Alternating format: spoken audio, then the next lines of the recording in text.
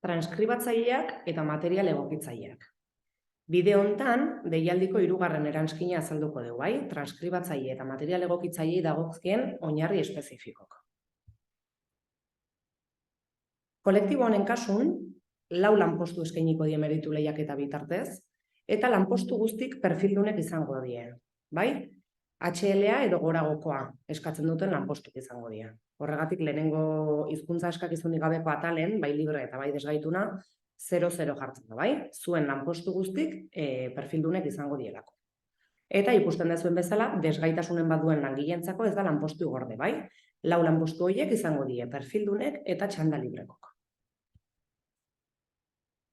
Meritu lehiaketa hontan, pertsona bakoitzek gehienez 100 puntu lortuko ditu. Eta 100 puntu hauek daude banatuta 2 ataletan. Batetik esperientzia izango deu, 60 puntu lor ditzazkeuna gehienez, eta bestetik bestelakoen atal, bai? Kasu honetan 40 puntu gehienez. Izan gai bakoitzek merezimendu hau edenak, eskabide epea bukatzen den azkeneko egune arte lortuta izan behar ditu. Hau da, demagun nahi naizela ikastaro bat iten, eta ikastaro bukatzen da martxon 20. Eta meritu lehiaketako eskaera epea otsailaren 15 bukatzen dela. Ba, ikastaro horrek ez luke puntu hauko, otsailaren 15 baino gerogoko amaiera data dolako, bai? Otsailaren 15 arte lortutako meritu bakarrik hartuko zaizkit kontutan. Otsailaren 15 jartzen dut adibide bezala, badakizu momentuz ez ditugula datak. Vale. Transkribatzaile eta material egokitzaileei dagokion baremon taula, bai? Kolektibo honi azken 25 urtek hartuko zaizkio kontutan. Orain dela 30 urte lanen egon baldin banitzen, orain dela 30 urteko esperientzio ez zait kontutan hartuko, baizik eta azken 25 urtetakoa. Ez dauke zertan jarraia izan beharrik, izan daike txandaka, lehenengo 2 urte, gero 5, bai? Baina azken 25 urte horien barrun indako lan esperientzia hartuko zait kontutan. Vale, esan bezala, gehienez prozesu honetan 100 puntu lortzea izango dugu, eta 2 ataletan banatzen da, esperientzia eta bestelakoak, 60, 40. Vale. Esperientzien atalen, atal hau 2 ataletan banatzen da, bai? Esperientzia orokorra eta esperientzia espezifikoa. Ikusiko dezuen bezala, 10-40 da banaketa. Esperientzia orokorra bea beste 2 ataletan banatzen da, bai? Ditugu azpi atal pila bat. Esperientzia orokorren ditugu 2 atal, batetik edozein administrazio publikotan egindako lan esperientzie, betire transkribatzaile eta material egokitzaile bezala, eta titulartasun pribatuko ikastetxetan egindako lan esperientzie. Atal bakoitzen gehienezko puntuazio bat daukegu. Lehenengon daukegu 10 eta bigarrengon 5. Demagun, 2 ataletan maksimoa lortzen dutela, bai? Edozein administrazio publikotan lortzen ditut 10 puntu, eta titulartasun pribatuko ikastetxetan lortzen ditut 5 puntu. Ez zaizkit 15 puntu bezala zen bauko, bai? Zergatik, orokorra atal horrek dion bezala, 10 puntu arte 10 puntuko muga izango detela. Naiz eta 15 puntu izan, 10 bezala zenbatuko zait. Ondoren daukeu, esperientzia espezifiko atala. Hemen zein nahi izan da, Eusko Jaurlaritzako Hezkuntza Sailen mendeko ikastetxe publikotan lanen gauden pertsonan lan esperientzie 2 aldiz zenbatzea da honen helburua, bai? Orduan, ikastetxe publikotan lanen baldin banau, lehenengo zenbauko zait esperientzia orokorra edozein administrazioetan egongo banitzen bezala, eta gero berriz esperientzia espezifiko marrun. Zatik hemen kontutan hartuko da Eusko Jaurlaritzako Hezkuntza Sailen mendeko ikastetxe publikotan indako lan esperientzia. Ikusten dezuen bezala, bakoitzek bere puntu muga dauke, eta hor azpin agertzen da, nola egiten den kalkulo, bai? 30 eguneko hainbeste puntu. Bestelako atalen sartuta, ikusiko dezuen bezala, ditugu 2 azpi atal, bai? Batetik izango genuke izan gaien zerrendatan egotea, eta bestetik formakuntza atal, bai? Zerrendatan egotea hau 2 ataletan banatzen da. Ez da zerrendatan nago eta listo. Batetik bai, transkribatzaile eta material egokitzaileen zerrendatan eote hutsek 3 puntu emango dizkit, baina gero kontutan hartuko da, azken 5 urtetako birbaremazio prozesun baten baremaudeten, bai? Azken 5 urtetako birbaremazio prozesutako baten baremau baldin badet, emango zaizkit 10 puntu. Bai? 2 aukera ditugu. Zerrendatan egon bakarrik eta gero aparte barematu izan. Formakuntzan atalen sartzen bagea, gehienez 27 puntu lortuko ditugula, ditugun 4 azpi atal, bai?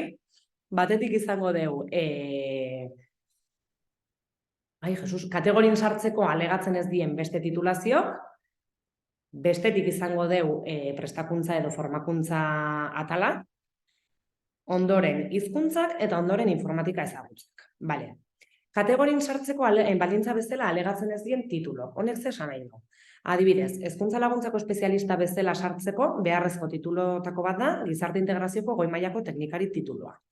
Orduan, nahi, kasu hortan titulu horrek etziten zen bauko, baldintza badalako, baino gero aparteko beste ikasketa batzuk baldin baditut, gradu bat, diplomatura bat, hoiek bai zen bauko diate, atal hontan. Bale? Hor ikusten dugu, diplomatura, gradua, lizentziatura, ze aukera ditugun, eta titulu bakoitzagatik emango dizkiate 5 puntu. Taula hontan kontuan hartu behar da, atal bakoitzen muga gainditzen badeu, hau da, demagun, bestelako titulaziokin 5 puntu maten diate bakoitzegatik eta ditutela 3 titulo.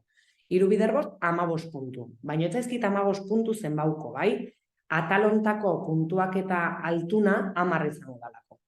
10 puntua iristen aizenen, hor moztuko da. Ez di 15 zen batuko, baizik eta 10. Hola denakin, bale? Kontu zibilik. Ikastarok edo formakuntza atalen sartuko geha. Kasu honetan 15 puntu lortu daizke gehienez, eta ordu tarte batzuk zehaztu die, bai? Nik indeten ikastaro bat 10 eta 30 ordu bitarteko baldin bada, emango zait puntu bat. 2 baldin baditut, 2 puntu, bai? Hor, seguntzen baditugun, gora edo bera. 31 eta 80 ordu bitarteko baldin bada ikastaroa, emango zaizkit 2 puntu. Eta 81 ordutik gorakoa baldin bada, 4 puntu. Hemen berdine, pentsau ikastaro pila bat ditugula eta pasatzen deula muga. Ez zaigu kontauko dena, bai? Muga hortan moztuko da zenbaketa hori. Hizkuntzak. Hizkuntzan kasun kontutan hartuko die ingelesa, frantsesa eta alemaneran ezagutza. Eta daude 2 ataletan banatuta, bai? Segun eta ze maila dauketen, puntuazio bat edo beste. B2 maila edo goragokoa baldin badauket emango zait 1,5 puntu hizkuntza bakoitzeko. Hau da, imaginau dauketela B2 ingelesen eta B2 alemaneran. Emango zait 1,5 bakoitzagatik. Totalen izango like 3 puntu. Bai? Eta B1 maila baldin badauket, emango zait puntu bat. Informatika ezagutzak, bai? Informatika ezagutzan atalen, gehienez 2 puntu lortuko ditugu. Eta hor daude zehaztuta, ze ezagutza izan beharko genituzken, bai? Emango zaigu 1,5 puntu ziurtagiri bakoitzeko, IT txartelakin egiaztau beharko da, eta maila aurreratu edoen nahi, aurreko maila, oinarrizko mailak onartzen zaizkio, bale? Alare kontutan hartu deialdiko 4.4 atalen eskabidekin batea aurkeztu behar den dokumentazio guztin azalpenak daudela, bai? Zehaztuta dago, atal bakoitzen zer aurkeztu, nola aurkeztu, alegau behar dan, ofizio zen bauko dan, deialdiko 4.4 atalen. Oain, nik hemen bukatuko dut, baina ikusiko dezue PowerPointa jarraitzen dola, bai? Da, oain arte azaldu duten guztie, erderaz, norbaitek behar izango dan, bale? Eta esan dakoa, zorte on denoi, eta animo.